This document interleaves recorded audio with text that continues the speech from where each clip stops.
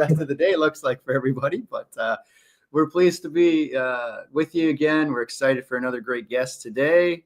As usual, you can find us on the John Howard Society of PEI website, the John Howard Society of PEI YouTube channel, or on social media. I am Josh Constantinou, Coordinated Access Coordinator, and Conor's back. Yes, hello everyone. Conor Mullin, President of the John Howard Society of PEI. Back again. I wasn't able to do it last month, but thanks to my co-board member Rob Elaine for filling in. I know he was a great replacement. Yes. I hope he doesn't come for my job permanently. yeah, pressure's on now. All right. Let's introduce our guest here. Emad, would you like to introduce yourself to the folks? Yeah, for sure. My name is Emad Talisman. Very happy to be here. I'm a Senior Research and Policy Analyst with the Office of the Correctional Investigator.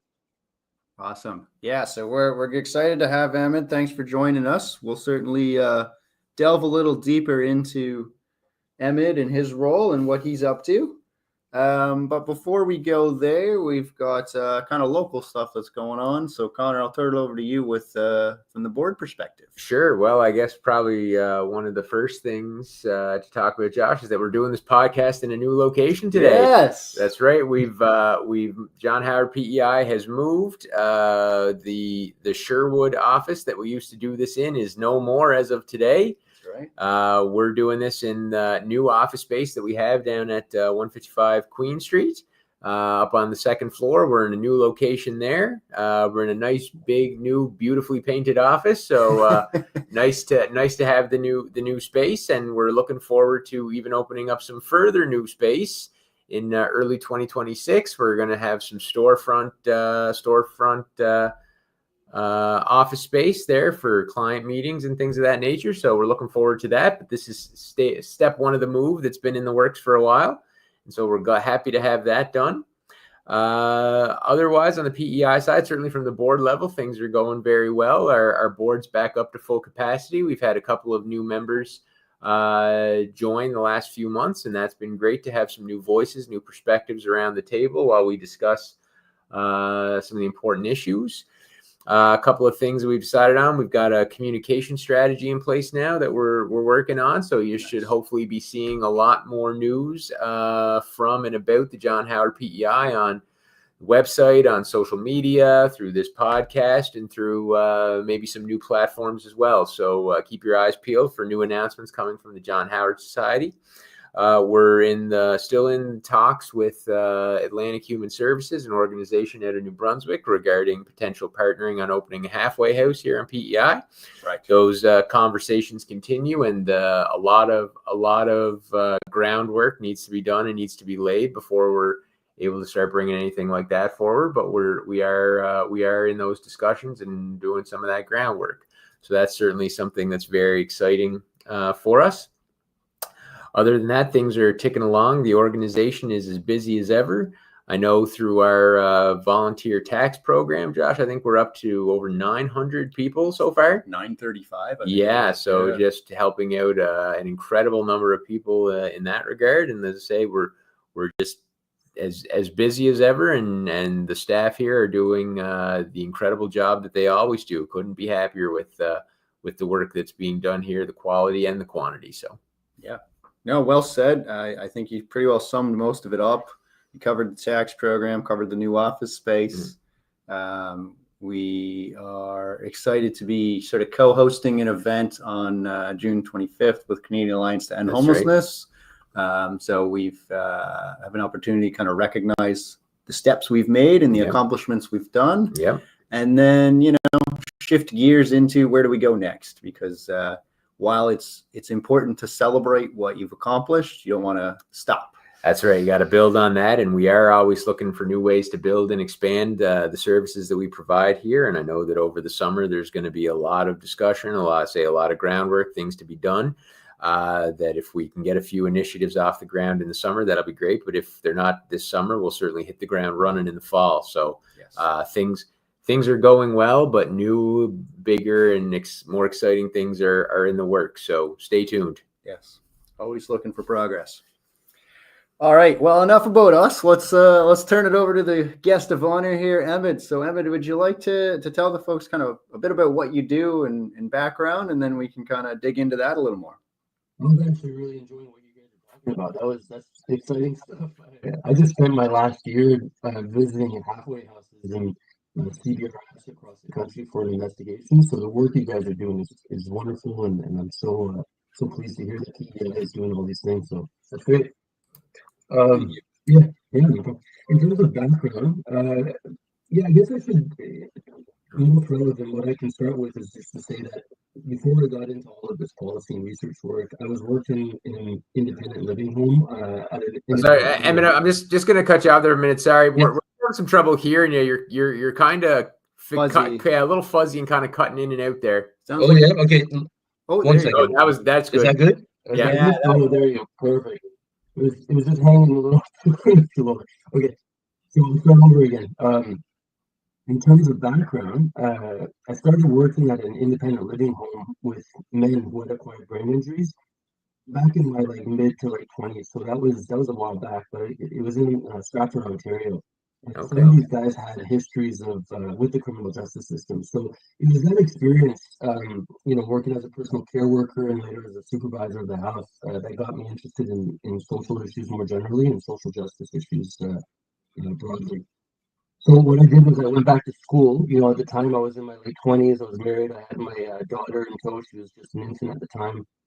Didn't have a university education. I was kind of coming up in was in construction industry and did a lot of different jobs, but I didn't go straight to university. So then I went and did my honors in psychology actually at Mount St. Vincent in Halifax. Oh, nice. And then after that, I went back to Ottawa with the family and did my master's in forensic psychology at Carleton. So school-wise, that's how it was. Are you hearing me okay? Is that working? Not bad. It's just still a little distant. For a minute there, if we asked you, and you I'm did gonna try one more thing, okay? Let's see if this works. whatever you're doing right there was nice. How's this working? Oh yeah, That works great. So much better. Is that so much better? Okay, so it was my microphone. My microphone's not the best, so I'm just going to work right off the laptop. Okay, thank you. No problem. That works. Okay. Yeah, that's great. Perfect. So yeah, so that's my background in terms of school. Before I did my master's, and before even into the first year of my master's, I was 100% focused on doing experimental science. My interest was specifically in memory and cognition. And so when I was going to Carleton, I was expecting to do research on eyewitness memory. That was the area I was focusing on. But then one thing led to another, and I ended up doing a thesis on segregation intervention initiative. So I'm not sure. I think all your listeners are probably familiar with administrative segregation, which was the precursor to the structured intervention units, which we have now. Yeah. And so the segregation intervention initiative was something that CSC had launched to try to help move people out of segregation. And so I did a study on that through a data sharing agreement with the Correctional Service of Canada. So again, this is during my master's. This is quite a few years ago. And it was an option that was presented to me while I was a student doing a placement there in my master's work. So my experience with CSC research and then work on administrative segregation, it eventually landed me a job working with Public Safety's Corrections Policy and Research Division. And that led to several other positions at Public Safety in various corrections and crime prevention shops. And then fast forward to 2018, I got the job that I was gunning for the whole time, which was to work at the Office of the Correctional Investigator. And I've been here ever since. Well, guys, I also want to just mention just one for your sake, and I mentioned this before we went live. In terms of background, it's relevant probably for you to know that my family landed in Nova Scotia back in '83 through a refugee sponsorship program, and I was a baby back then. I was like 8 months, but I lived in the Maritimes for most of my life. It's definitely my home. I got a real soft spot for the island, so hopefully we can hook up one time when I come out there. Absolutely. So if you're ever on the island, look us up. We'd love to see you. So, Emma, just kind of going that. So, you talk about, sort of the path that led you to the career that you're in now, working with the Office of the Correctional Investigator. Just for those who don't know, which is probably a lot of people, can you explain just in sort of in general terms what the Office of the Correctional Investigator does? Yeah, of course. Yeah. Okay, yeah. So in terms of the OCI's work, if we're looking at the functions of the OCI, I'm going to start by being very precise about it, but it's a little dry. Okay, so if the authorities of the correctional investigator come from the third section of or third part of the Corrections and Conditional Release Act, which is the legislative act that basically governs all of federal corrections. And so we're in part 3, and as per section 167, the function of the correctional investigator is to conduct investigations into problems of offenders related to decisions, recommendations, acts, or omissions of the Correctional Service of Canada that affect offenders either individually or as a group. So I'm paraphrasing there a little bit, but that's the most verbatim way of explaining our work, which is what's in the CCRA. But in effect, what's the OCI, or Office of the Correctional Investigator, is the ombuds person for people who are under federal sentence. So, Josh, this would be a good time for you to ask me what's an ombuds. That's what I was wondering. Yeah. So, as I understand it, an ombuds is usually a government employee with a significant degree of independence, and their job is to investigate and resolve complaints. Most often, we're talking about complaints that are against the public sector. In this case, it's complaints from people who are under federal sentence against the Correctional Service of Canada or about the Correctional Service of Canada, right? And in this case, the ombuds person, or the deputy head of our office, the Correctional Investigator of Canada, and most importantly, I suppose, my boss is Dr. Ivan Zinger. And so that's the OCI. Okay. Very good. I guess I can say a little bit more about that actually. The OCI, yeah, we just celebrated our 50th, June 2023. So we're like one of the oldest ombuds in Canada. I think the oldest is actually Simon Fraser University. They have an ombuds person, and that was established in 1965. But we're pretty old. Wow. And then within the OCI, say your job is the senior research and policy analyst. So you wouldn't deal necessarily so much with the complaints that are coming in your role, eh?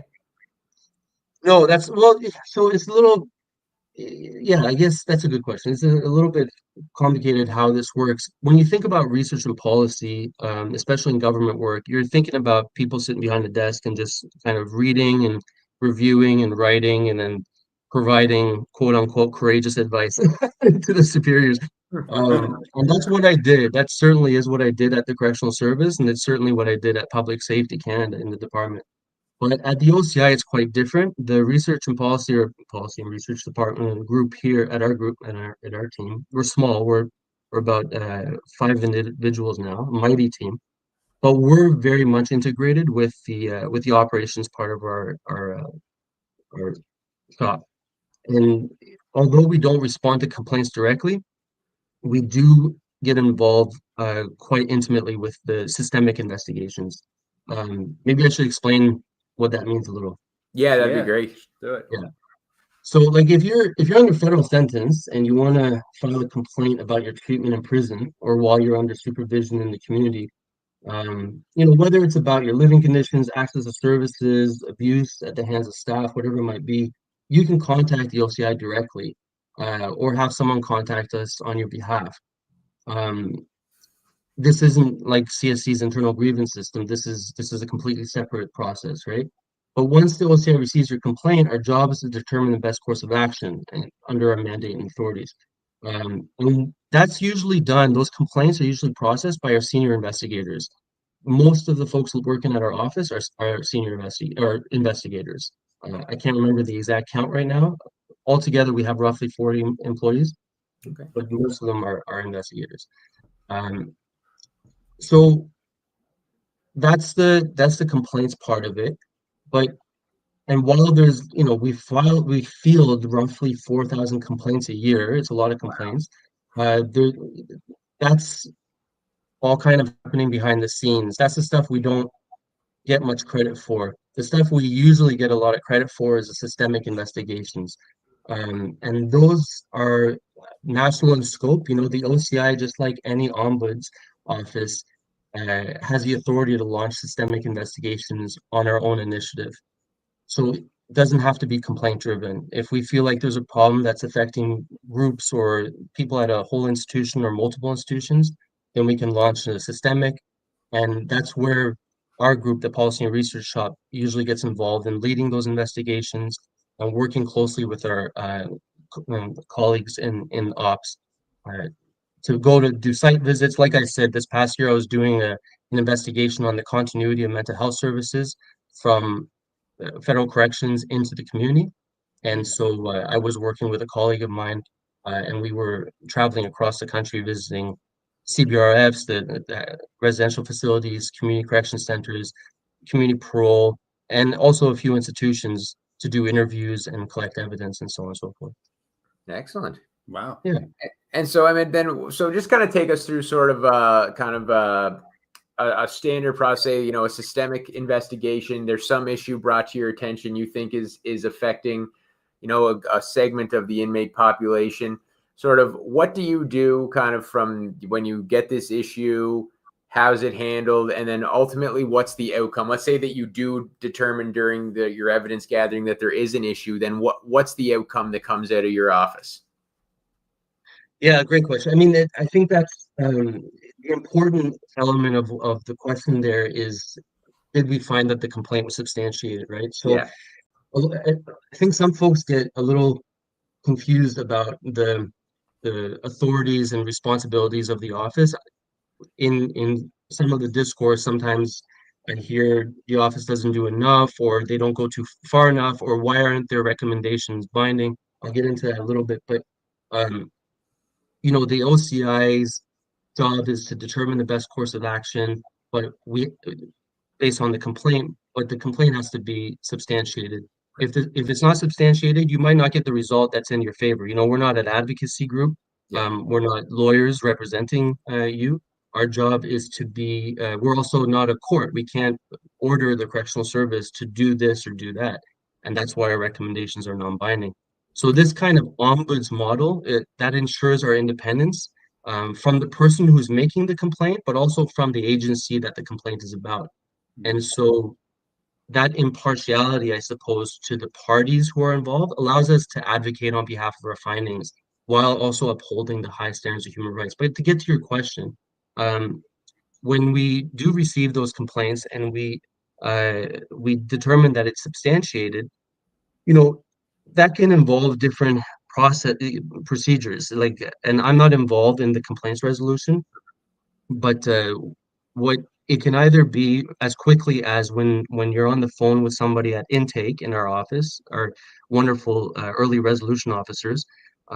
They handle all the calls from the guys coming and the people under sentence who are contacting us. The early resolution officers can sometimes settle the issue right then and there. They can resolve it by providing advice. They can resolve it by pointing them to a correct channel for their complaint. So maybe they shouldn't be coming to us. They should go to the Canadian Human Rights Commission, or maybe they should be going to the internal grievance system. But if it's determined that it should come through us, we'll make a few inquiries. We'll check in with the institution. We try to usually resolve these things at the lowest level possible. It could be through some mediation. It could be through providing information to the institution or correcting some misunderstanding regarding policy. Or it could be a letter to the warden, or it could be a letter to the RDC, the Regional Deputy Commissioner. If it warrants looking at systemically, then those issues will be kind of brought together in the office and discussed, and we'll triage them and figure out, okay, what's the best way to get the best, you know, return on our time with this issue to make sure we get the best outcomes. But at the end of the day, all we can really do is offer recommendations to the service, and then they'll have to formally respond to those recommendations. Okay. And how often do you find that CSC is, you know, willing to kind of implement your suggestions? Because, as you say, they're not ultimately not binding on the organization. That's right. Yeah. That's really tough. It's a hard one to answer. I actually can't answer that question. And the reason why I can't answer that question is because I don't know the exact number of. I told you earlier that we field roughly 4 to 5,000 complaints a year. I don't know of those complaints coming in, how many of them we have a satisfactory kind of resolution to. It's not that we don't want to know. We're working on trying to figure out how to, tabulate these things and measure these things.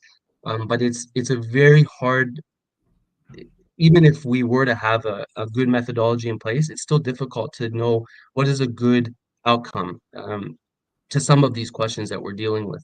And then on the big recommendations like the national systemics, um, we're working on making our recommendation process a little bit more efficient in terms of requiring uh, you know, understanding whether or not the recommendation has been accepted or whether it's been rejected or whatever. But even then, what is a good outcome? What we're looking for is we're looking for there to be a commitment, there to be some action that's going to be taken. Is there a timeline that's involved?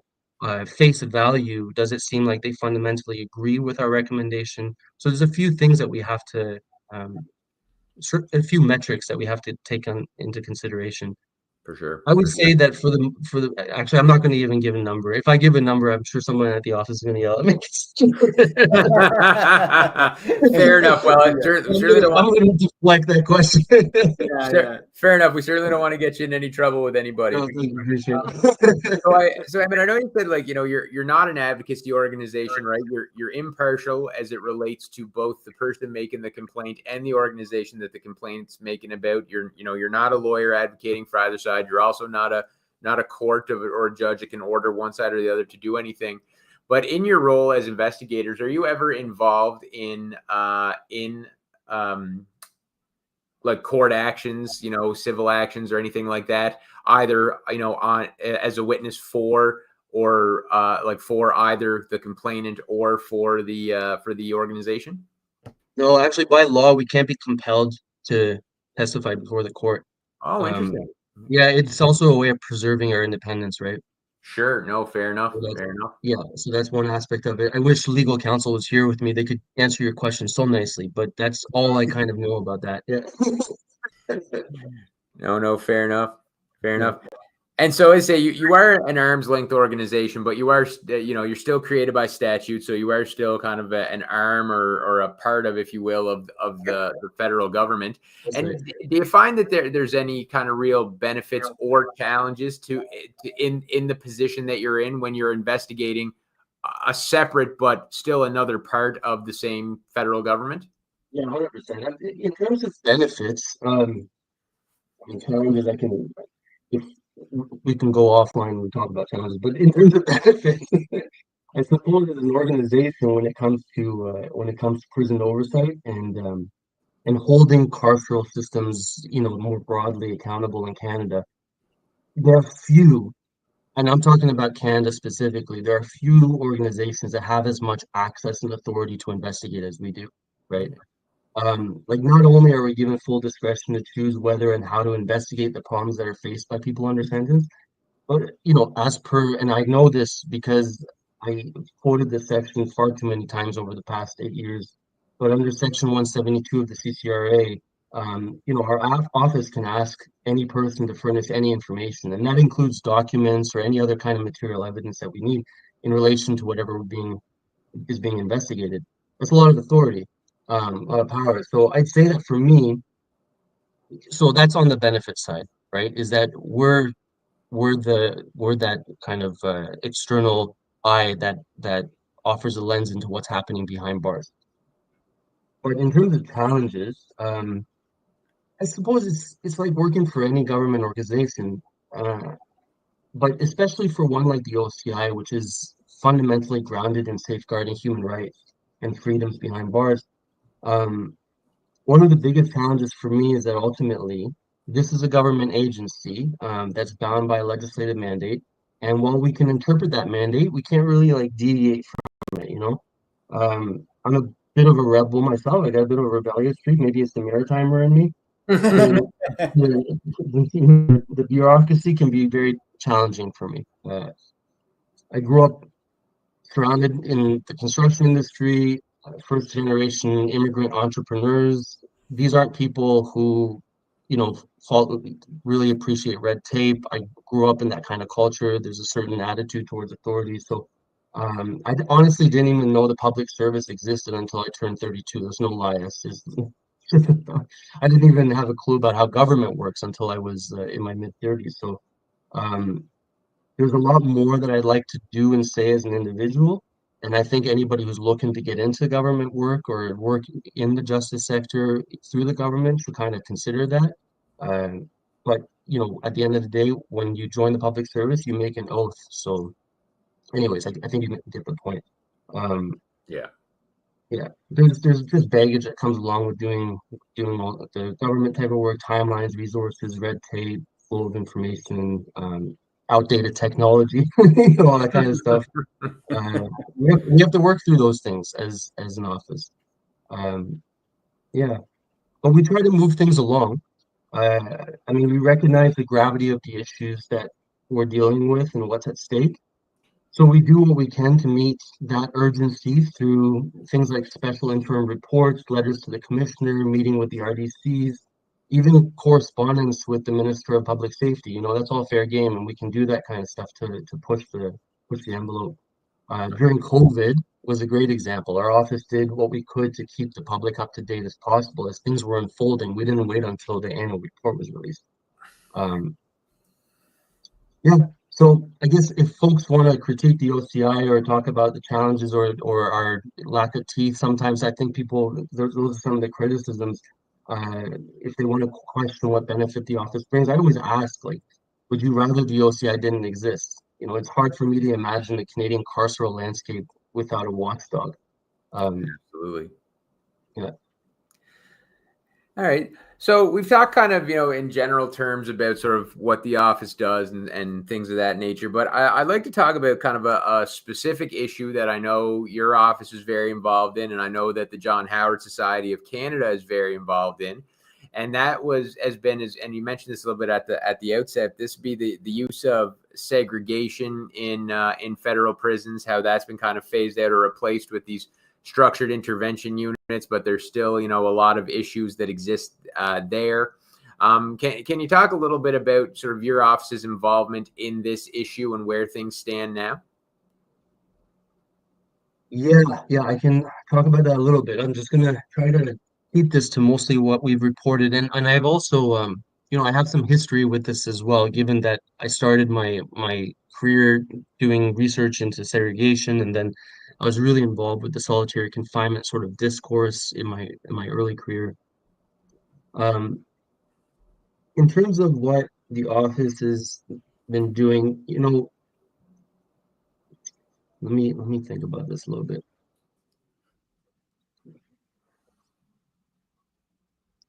Can I start by trying to talk a little bit about, or would you mind if I talked a little bit about, uh, give our listeners a little bit of background about the general issues around solitary? Oh, Yeah, absolutely. for sure. Absolutely. That'd be Yeah, great. maybe I'll start with that, and then I'll get into where our office is at, because I think that background might be necessary.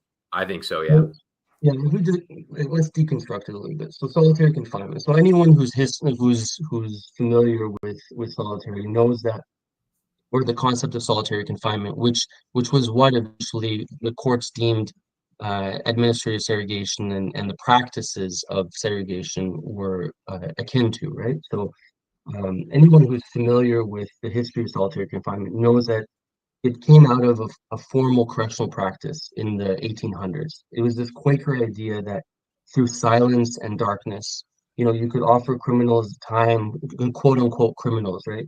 Time to seek penitence through personal reflection. So that was the idea. Like if you put them in a dark place, they'll find uh, penitence through that process of being alone.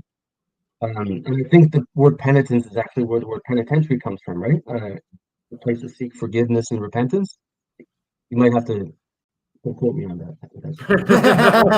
It sounded good. Yeah. No, I'm pretty sure it's true. So, but I think even the Quakers, they quickly realized that solitary was not fit for purpose. Prison isolation is not fit for purpose. Um, I want to share this little story. Like a while ago, I was in Montreal and I went to this old library, and I came across the 11th edition of the Encyclopedia Britannica.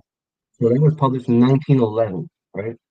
I was curious. I was looking at it to see, as I do, sometimes I'll go to these old encyclopedias just to flip through to see what the entries are for things that we do today. So I'll look up prison, or I'll look up, in this case, I looked up solitary confinement to see what it says.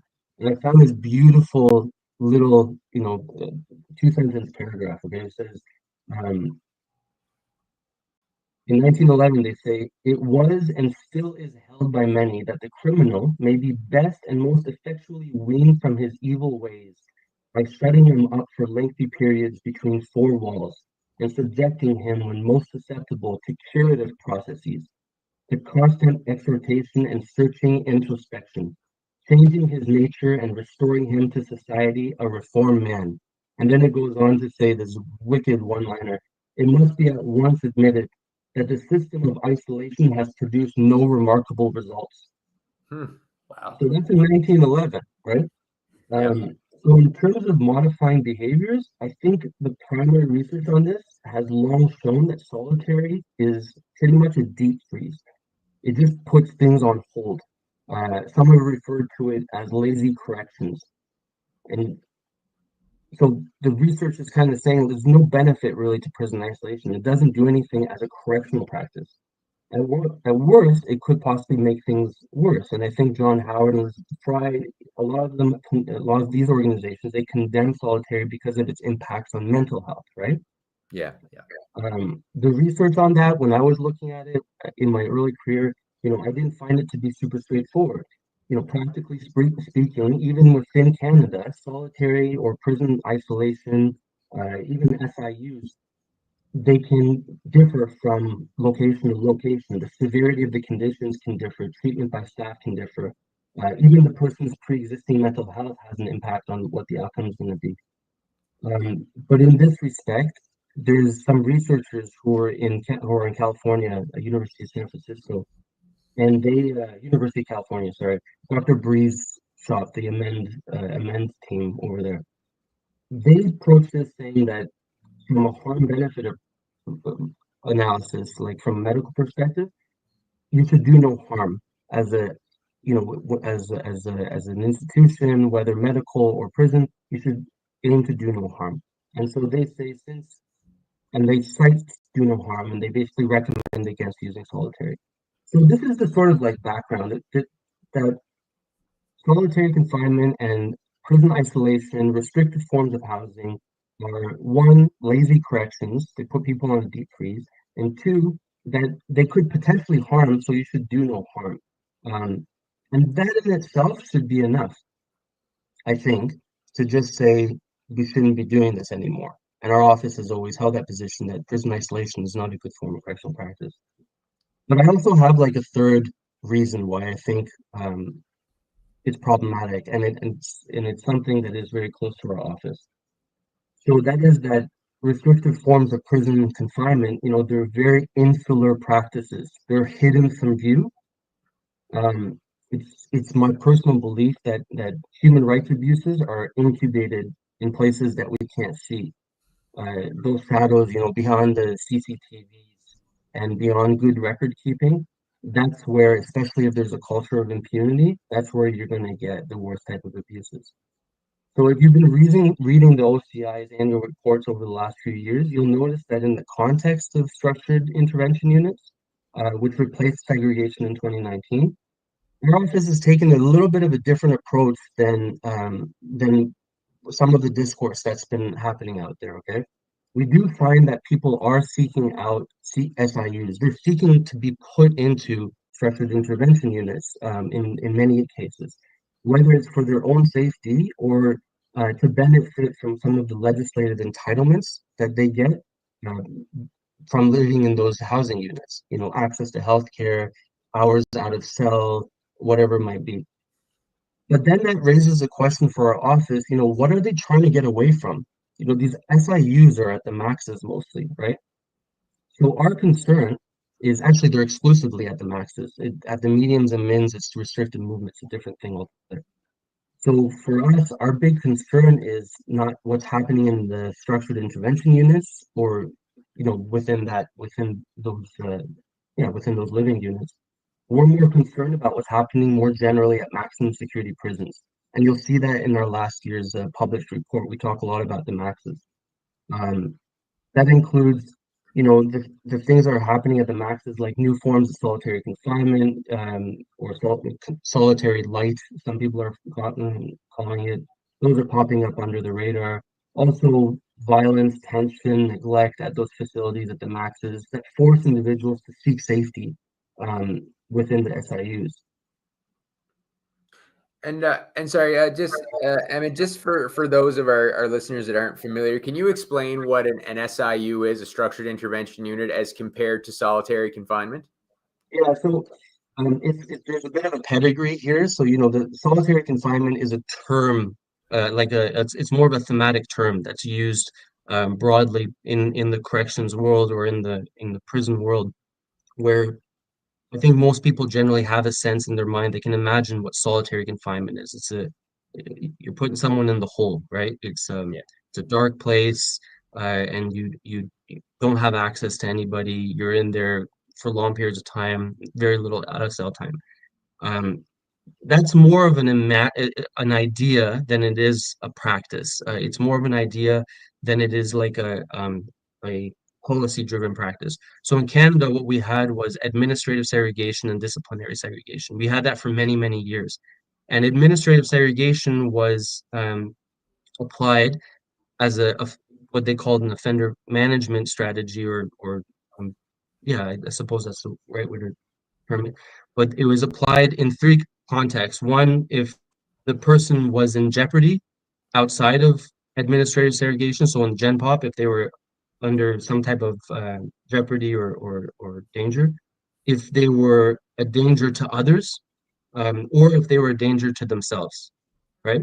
And so those were the reasons that you could put that person into segregation. Of course, it was being used for other reasons as well. There are traditions in corrections that force people to, or traditions that cause people to use prison isolation for all kinds of reasons, including punishment.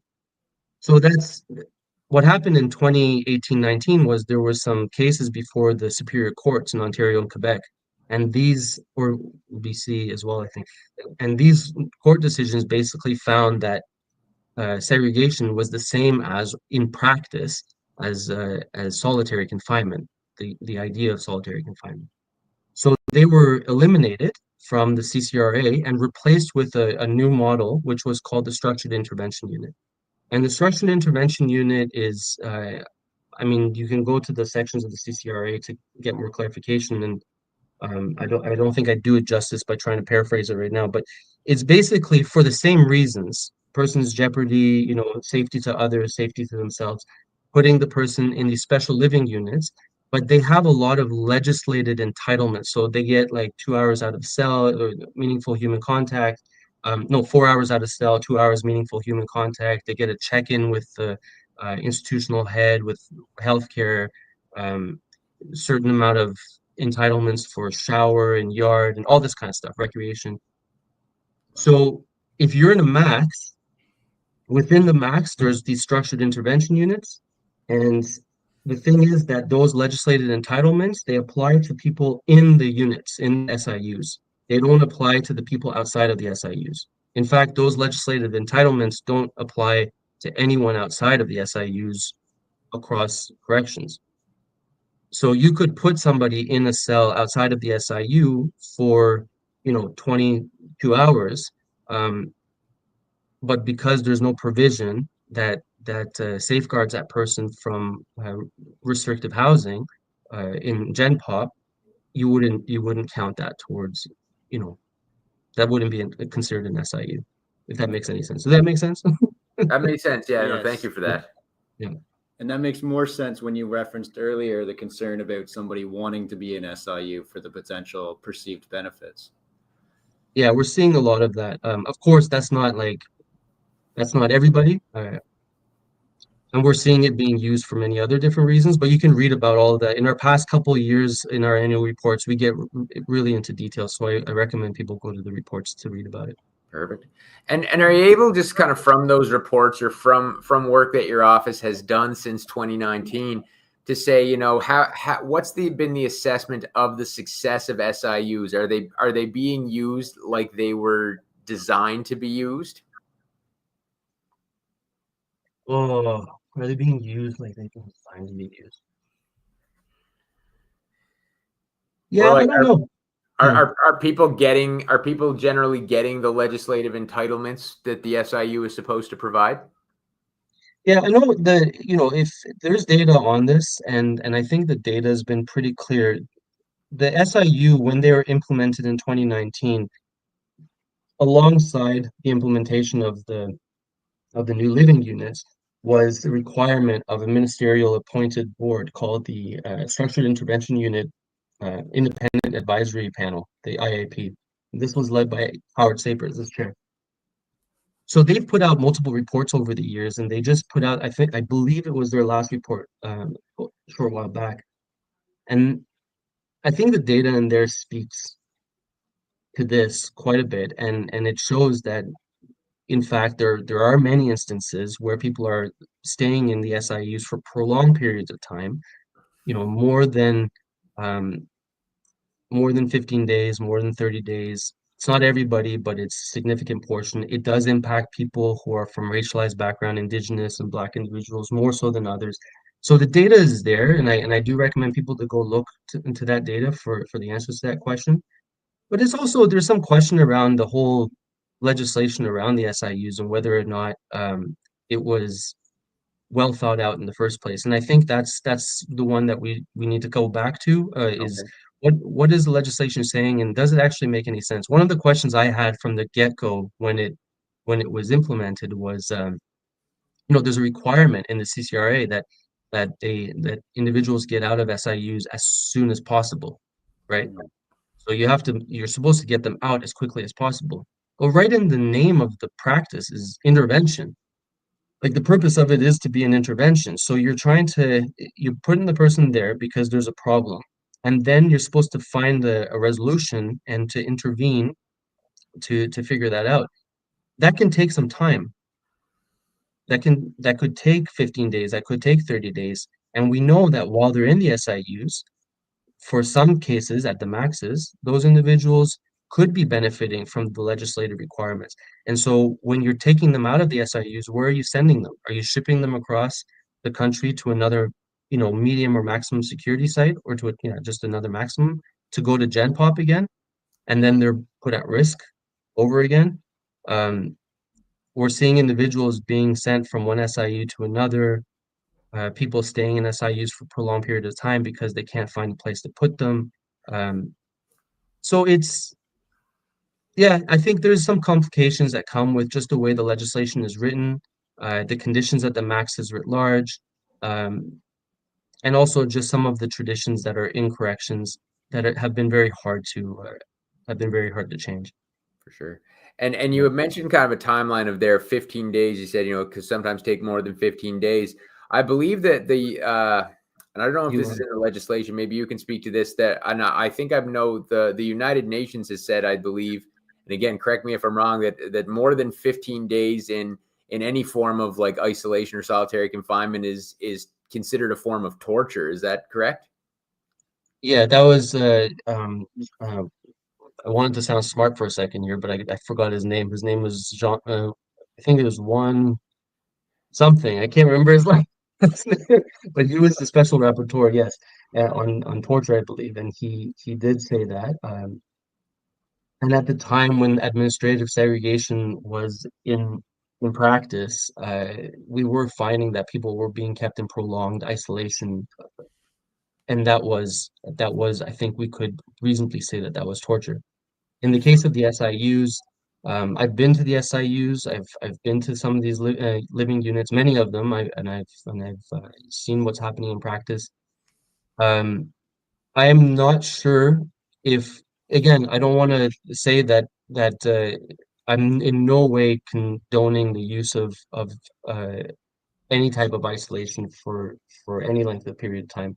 But what I'm saying is with the structured intervention units themselves, when you see what's happening there and the conditions there, my main concern is what's happening in the maxes more Sure. broadly. And there are conditions outside of the SIUs where if people are being kept there for longer than 15 days, I'd be more concerned than I would be with them being kept in the SIUs for more than 15 days. I suppose that's one way I'm going to say it. I'm probably going to get like beaten up for this. Somebody. No, I appreciate your candor on that point. I just have one more kind of quick question on this, and then I do want to ask you kind of about some of the issues that you're finding in Max generally, because you've mentioned that a couple times. But you had talked about kind of going back and revisiting this legislation to see if it was kind of well thought out in the first place. I understand that the legislation itself requires a review, and that Parliament's a little behind in getting that review done. I understand. Yeah, they're getting a little. They're a little bit behind. We would like to see that review happen for sure. I think Catherine spoke to this in one of your previous interviews as well, right? Yeah. Yeah. No, the review was due. I believe it was due last year, correct? I believe so. Yeah. Yeah. So that might be the best next step is that we do a review. Actually, have that occur. Sure. And Yeah. so thanks. I know we kind of focused in on that topic a little bit, but you mentioned, that you're concerned about some of what you're seeing in the max facilities or the max units, kind of generally. Can you speak a little bit about that? Yeah, I think I did mention a few things. There's the tension and the violence, the use of force numbers at the maxes are quite, they're considerably high. Um, the findings from last year in our 2023-24 annual report, I believe it was, we did a national systemic. One of my colleagues here was leading that. We had a number of people involved at the office in this investigation, looking at the standalone male maximum security penitentiaries. Um, it's a long report and there's quite a lot of details. So I'll point, your listeners to go to that report and to read what we had found. But yeah, all the things that I mentioned, it's the violence, it's the use of force, it's the rates of use of force that are being used there. It's the over reliance on um, subpopulations. So I know that it's improving at many of the maxes. I know that the institutional heads and staff are working hard at trying to reduce those subpopulations. But when you have 15, 16 subpopulations, which was the case when I was visiting some maxes back in 2018-19, it gets very difficult to manage providing programs or any type of movement. If you have to move a guy from one side of the institution to the other and he has a ton of incompatibles, or he's part of a subpopulation and one subpopulation can't be in the same place as another subpopulation, it makes everything very complicated. So there's a lot more, sitting in your cell, a lot more um, idleness and very few programs, very little employment. There's a high emphasis on security control and containment. All of these things. Great. So, Yeah. thanks for that, Emad. I know I really kind of monopolized the conversation here, but it's just fascinating topic and work that you do. Sorry, Josh. Keeping me on my toes. You're keeping me on my toes, man. Yeah, you've spiked Conor's passion here. So. Yeah. Sorry, Josh. Is there anything that you wanted to? No. I'm happy to go along for the ride here. This has been a great conversation. But Emad, I just wanted to kind of turn the mic back to you and see if there's anything we didn't ask about or touch on that you'd like to share with folks. I mean, I really do want to encourage listeners to go to the OCI annual reports. I understand that they can be quite daunting. Our last annual report was 190 pages cover to cover. Oh, wow. I'm not going to apologize for that. For me, it's all necessary, okay? But you don't have to read the annual report cover to cover. It's divided into sections and chapters, and any of those sections can be read independently, completely independently. So the investigations can all be read on their own. But if you're interested in knowing what's going on in federal corrections, I really encourage your listeners to go to the OCI's annual reports. there is there's a method to the madness of the AR. At the beginning, there's a correctional investigator's message. It's got a great summary of what's in the report. We sometimes have updates on old issues, but we always have full systemic investigations. There's statistics in the back on our operations, number of days we're doing visits, type of complaints that we get as an office. It's all there, so I really recommend people go to that. Yeah. Yeah. Do you have any, like, if somebody was to say, what are the top 3 or top 5, or what are kind of some of the key sections that they could focus on if they had limited, attention span or capacity to review? Is there some things that you'd say, hey, definitely focus on this in the report? If you're picking up the annual report, if you're one of those rare people in Canada who's like, oh, I want to go read the OCI's annual report today, then it's likely you're reading it for a specific reason. You either, you have some skin in the game, perhaps, I suppose, right? So, if you're that way, then I don't think I need to tell people where to look, because they probably know exactly where they want to look. But I recommend, downloading the PDFs of the annual report, and just look at the table of contents. Right there, it'll tell you the titles of all the investigations. If you're curious to know what the office might be doing in the coming year, you might want to look at the outlook of the annual report. In there, we kind of summarize what we're looking at doing in the coming year more thematically, and so that could be indicative for you if you're interested in what we're thinking about. Great. Yeah, and if you want to know about, yeah, sorry, go ahead. No, I just say that part. That's helpful in terms of thinking about next steps. And where can people find those reports, Emad? Yeah, so you go to the website, and which is OCI-BEC.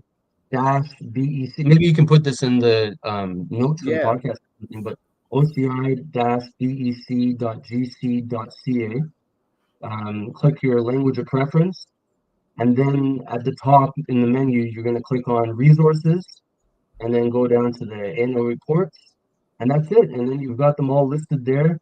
You'll see HTML versions and PDFs. I suggest using the PDF because the design of the PDF is actually very intentional, and the photos and everything and the charts are all kind of organized in a certain way. And if you don't have time to read the whole thing, on that same page you can find an executive summary. We spend a lot of time trying to make sure that we do a good executive summary of the report. So that's there. It's an HTML. Yeah, and that's the way to do it. That's awesome. Thanks for that, Emad. We'll make sure to link to those reports in our social media and other places as well, so that people can our listeners can have access to them. That's great, for sure. Yeah, it's great. Great. Okay, Evan, thanks so much for your time. Anything else you want to throw out there before we call it a day? No, I just want to make sure that when I do call you folks, and I'm down in Fernwood at the cottage, that we go for some strawberry ice creams up in Summerside. Sure, we can definitely do that. Not a problem. That would be amazing. I would love it. All right. Well, thanks so much, Emad. Conor, thanks again. Glad to be back. As always, folks, you can find us on the John Howard Society of PEI website, John Howard Society of PEI YouTube channel, and social media. We will be taking a hiatus for the summer here, so there won't be any live podcasts for July and August, but we have some plans to kind of re-air some of the ones that have been really well received and that we certainly enjoyed. So we might do sort of like a best of or a recap over the summer for folks. Excellent. And then we'll get back at it in September with another great guest. Absolutely. So yeah, everybody out there, thank you for listening. Again, check out our website, johnhowardsocietypei.com. Check out our Facebook page, John Howard Society PEI. Of course, our YouTube channel. Like and subscribe, please. It helps us out. If anyone is interested in the work of the John Howard Society, you can feel free to reach out, contact our staff. Anyone here would be very happy to talk to you about what we do and provide some explanation. If you're interested in volunteering with the organization or joining the board of directors or anything, again, please reach out. We're always happy to talk to interested parties and share what we're doing. For sure. Well said. Thanks again, Emad. Have a great day. Thank you.